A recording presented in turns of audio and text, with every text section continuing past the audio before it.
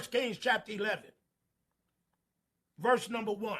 But King Solomon loved many strange women. He can't do good. He can't do good.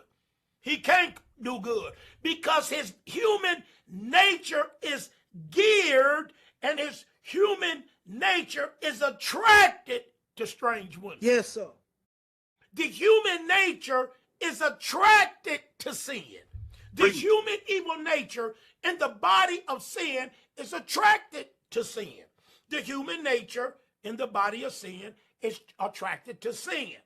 We go from iniquity to iniquity, from sin to sin. That's what we do.